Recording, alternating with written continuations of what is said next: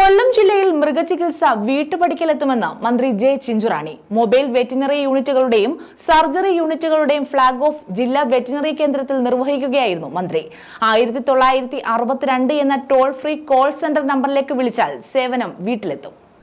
ഇത്തിക്കര, കൊട്ടാരക്കര, ചവറ ബ്ലോക്കുകളിൽ മൊബൈൽ യൂണിറ്റുകളും കൊല്ലം കേന്ദ്രീകരിച്ച ഒരു സർജറി വെറ്റിനറി യൂണിറ്റുമാണ് പ്രവർത്തനം ആരംഭിച്ചത്. പ്രത്യേക പരിശീലനം നേടിയ ഡോക്ടർമാരും ഡ്രൈവർ കം അറ്റൻഡന്റും മൊബൈൽ യൂണിറ്റിൽ ഉണ്ടാകും. ഇവരുടെ തെരഞ്ഞെടുപ്പ് നടപടികൾ പൂർത്തിയായി. ചവറ ബ്ലോക്കിലെ വാഹനം അരനല്ലൂർ മൃഗാശുപത്രിയിലും ഇത്തിക്കരയിലെ വാഹനം ചാത്തന്നൂർ മൃഗാശുപത്രിയിലും കൊട്ടാരക്കര യൂണിറ്റിൻ്റേത് കുഴിക്കാട് വെറ്റിനറി ഡിസ്പെൻസറിയിലുമാണ് ക്യാമ്പ് ചെയ്യുന്നത്. വൈകിട്ട് 6 മുതൽ രാവിലെ 5 വരെയാണ് പ്രവർത്തനം. വാഹനത്തിൽ സജ്ജമാക്കിയ QR കോഡ് സ്കാൻ ചെയ്ത് കർഷകർക്ക് ബില്ലടയ്ക്കാം. നിലവിൽ ചടയമംഗലം, അഞ്ചൽ ബ്ലോക്കുകളിൽ മൊബൈൽ യൂണിറ്റുകൾ പ്രവർത്തിക്കുന്നുണ്ട്. ജില്ലാ വെറ്റിനറി കേന്ദ്രത്തിൽ പുതിയ സർജറി യൂണിറ്റും ആരംഭിക്കുമെന്ന് മന്ത്രി ജെ ചിഞ്ചുറാണി പദ്ധതിയുടെ ഉദ്ഘാടനം നിർവഹിച്ചുകൊണ്ട് പറഞ്ഞു. ഞങ്ങൾക്ക് അന്ന് മുഖ്യമന്ത്രിക്ക് നിരവധി പരിപാടിയിൽ പങ്കെടുക്കണമെന്നുള്ളത് കൊണ്ട് ആ പരിപാടി മിനിസ്റ്റർ പോയി ഉദ്ഘാടനം ചെയ്യണമെന്ന് എന്നോട് പറഞ്ഞു. അങ്ങനെയാണ് കേരളത്തിൽ വീട്ടുമുറ്റത്ത് സേവനം എന്ന് പറയുന്ന തരത്തിലേക്ക് 59 ആംബുലൻസുകൾ കേരളത്തിൽ ഇപ്പോൾ ഞങ്ങൾ 2ാം ഘട്ടത്തിൽ ഇറക്കിയ. ആദ്യഘട്ടത്തിൽ കേന്ദ്ര ഗവൺമെൻറ് സഹായത്തോടുകൂടി 29 ആംബുലൻസുകൾ കേരളത്തിൻ്റെ എല്ലാ ജില്ലകളിലും 2 ആംബുലൻസ് വെച്ച് കൊടുത്തപ്പോൾ നമ്മുടെ ഇടുക്കി ജില്ലയിൽ 3 ആംബുലൻസ് ഞങ്ങൾ കൊടുത്തു. ഇടുക്കിയുടെ പ്രത്യേകത നമുക്കറിയാം.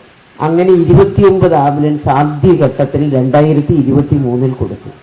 അതിൻ്റെ എല്ലാ ചെലവുകളും ഡോക്ടർമാരുടെ അവർക്ക് കൊടുക്കേണ്ടുന്ന ആനുകൂല്യങ്ങൾ ഉൾപ്പെടെ ഡ്രൈവർ കം അറ്റൻഡർ ആനുകൂല്യങ്ങൾ ഉൾപ്പെടെ കൊടുക്കുന്നത് കേന്ദ്ര സർക്കാർ തന്നെയാണ്.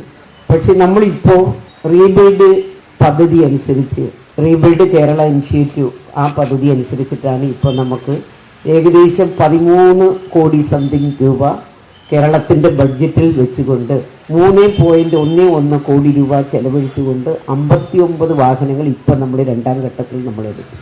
ബ്ലോക്ക് പഞ്ചായത്തുകൾ പദ്ധതി വിഹിതം ഉപയോഗിച്ച് മരുന്നുകൾ കൂടി വാങ്ങി നൽകുന്നത് കർഷകർക്കേറെ ആശ്വാസകരമാകുമെന്ന് മന്ത്രി കൂട്ടിച്ചേർത്തു.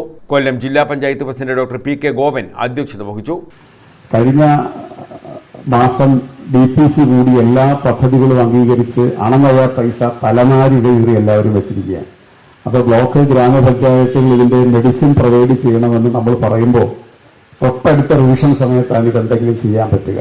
ഒരുപക്ഷെ അത് ലാസ്റ്റ് റിവിഷൻ ആയിരിക്കും ഈ തദ്ദേശ സ്വയംഭരണ സ്ഥാപനത്തിൻ്റെ സമയത്ത്. അതുകൊണ്ട് അതിൽ വലിയൊരു ഇടപെടൽ ഇപ്പോൾ DPC കഴിയുന്നതിന് മുമ്പായിരുന്നെങ്കിൽ നമുക്ക് ഈ പ്രോജക്റ്റ് മാൻഡേറ്ററി ആയിട്ട് എടുക്കാൻ പറയാമായിരുന്നു. ഇതിനു വേണ്ടുന്ന പൈസ കൂടി നേരത്തെ കൊടുത്തവർ കുറച്ചു പേര് വെച്ചിട്ടുണ്ടാവും. Doctor Sujith Vijayan Pillai MLA, block panchayat പ്രസിഡന്റുമാരായ സന്തോഷ് തുപ്പാശ്ശേരി, A അഭിലാഷ്, നഗരസഭാ കൗൺസിലർ B ശൈലജ, മൃഗസംരക്ഷണ വകുപ്പ് principal training officer doctor D Shine Kumar, ജില്ലാ മൃഗസംരക്ഷണ officer doctor AL Ajitha, chief veterinary officer doctor S Pramod, deputy director doctor Sheeba P baby, doctor R Bindu തുടങ്ങിയവർ പങ്കെടുത്തു. ന്യൂസ് ബ്യൂറോ, കൊല്ലം.